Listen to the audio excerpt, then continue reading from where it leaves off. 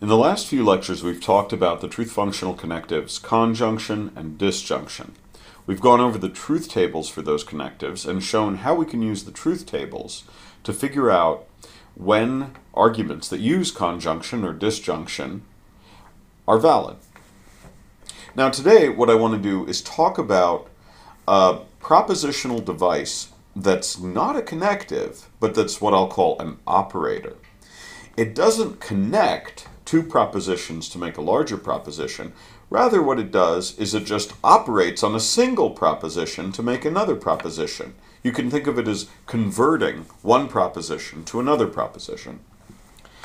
Now, there are lots of propositional operators. For instance, consider the phrase, "I believe that." Right? That's a propositional operator.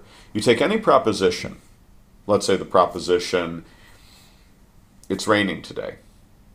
And now you put "I believe that" in front of it, and you get a new proposition. "I believe that it's raining." So "I believe that" is an example of a propositional operator. But I want to talk about a kind of propositional operator that is a truth-functional operator. That's to say, the truth or falsity of the proposition that results from applying that operator depends solely upon the truth or falsity of the proposition to which the operator is applied. Now, the propositional operator "I believe that" is clearly not truth-functional. For instance, suppose it is raining today. Suppose it's true that it's raining today. What does that tell you about whether or not I believe that it's raining today? Well, nothing. It could be raining today even though I don't believe that it's raining today. It could be raining today even though I do believe that it's raining today. The truth or falsity of the proposition "I believe that it's raining today" doesn't depend solely upon the truth or falsity of the proposition "it is raining today." It depends on other things as well. It depends in particular on my psychology. So the propositional operator "I believe that" is not a truth-functional operator. But there is a propositional operator that's truth-functional. In English, the propositional operator that's truth-functional is expressed by the phrase "it is not the case that," or sometimes simply by the use of the phrase "not." The propositional operator that I have in mind is called negation. Negation is a truth-functional operator that takes any proposition and creates a new proposition whose truth value is the opposite of the truth value of the original proposition. So you take any proposition. If it's true, then the negation of that proposition is false. Take any proposition. If it's false, then the negation of that proposition is true. So negation is a propositional operator that's an example of a truth-functional operator. The truth of the proposition that results from applying negation depends solely on the truth of the proposition to which negation is applied. In that respect, negation is very different from the propositional operator "I believe that."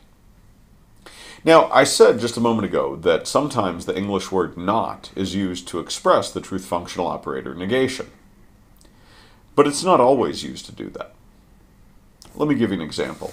Consider the proposition, "Walter has stopped beating his dogs." Okay, now that's a proposition. It's something that could be true or false, and it's something that could be the premise or the conclusion of an argument. But suppose we put the word "not" into that proposition. I say, "Walter has not stopped beating his dogs." Is that the negation of "Walter has stopped beating his dogs"? Well, let's think about that for a moment.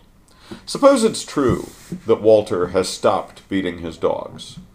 Well, then pretty clearly it seems like it's false that Walter has not stopped beating his dogs. If he has stopped beating his dogs, then anyone who says that he's not stopped beating his dogs is saying something false. But now suppose it's false that Walter has stopped beating his dogs. Does that mean it's true that Walter has not stopped beating his dogs? Well, not necessarily. Think about the different reasons why it could be false that Walter has stopped beating his dogs. It could be false that Walter has stopped beating his dogs because he's still beating his dogs. Or it could be false that Walter has stopped beating his dogs because, in fact, he never did beat his dogs. Or it could be false that Walter has stopped beating his dogs because Walter doesn't have any dogs. For that matter, it could be false that Walter has stopped beating his dogs because there is no such person as Walter. Walter doesn't exist. Walter is a mere figment of your imagination. So there are all sorts of reasons why it could be false that Walter has stopped beating his dogs. And in some of those situations, it would not be true that Walter has not stopped beating his dogs. For instance, if Walter doesn't have any dogs, then, even though it's false that Walter has stopped beating his dogs, it's also false that Walter has not stopped beating his dogs. So, in that example, the word not is not being used as negation. So suppose I say, Walter has stopped beating his dogs. Not. Okay, now there, where I say not, all I'm doing is operating on the original proposition, Walter has stopped beating his dogs, and creating a new proposition whose truth value is the opposite of that original proposition.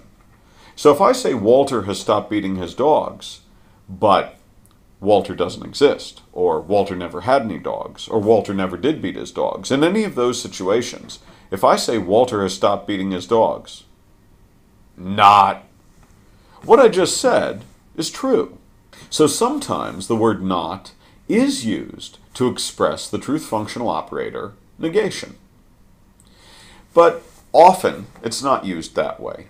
Often, when we want to express the truth functional operator negation, we have to use the more cumbersome English phrase, it is not the case that. Now, I've told you how negation works. It operates on a particular proposition to create a new proposition whose truth value is the opposite of the truth value of the original proposition. But because negation works in such a simple way, its truth table is going to be very simple. Right? So consider any proposition, no matter what. Any proposition, call it P. When P is true, the negation of P is going to be false. And when P is false, the negation of P is going to be true. That's how negation works.